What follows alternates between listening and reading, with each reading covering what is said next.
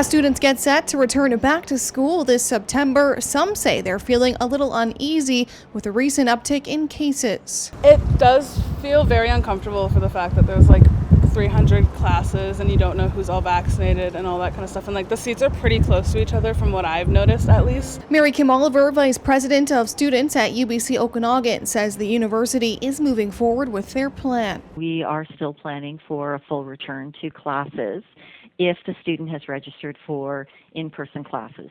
So masks are no longer mandated.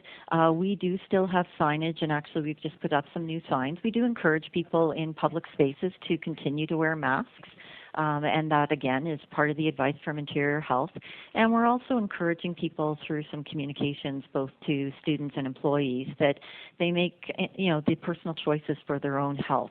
And so if that means wearing a mask more often or in more locations, we certainly support them in doing that as a preventative measure. Masks, honestly, should be mandatory in a lecture hall if it's over a specific amount of students. If it's like smaller in their spacing, I think that it's appropriate to not wear masks. But if it's like a big lecture hall and there's like 300 to 400 students and we're all squished up to each other for 3-hour lectures. According to the provincial guidelines released on July 1st, post-secondary institutions will no longer be required to have a COVID-19 safety plan in place. Instead, schools are developing communicable disease plans to reduce the risk of all respiratory illnesses, including COVID-19.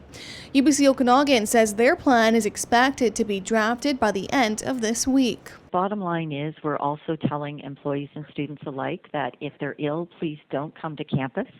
And if something does happen where there's an outbreak, again, we will notify Interior Health the same as we've done throughout COVID, and they will support us in directives about what we do next around any changes of schedule or contacting people. Oliver says the school has also been in discussion with the Ministry of Health regarding pop-up vaccination clinics on campus that could take place at some point this fall.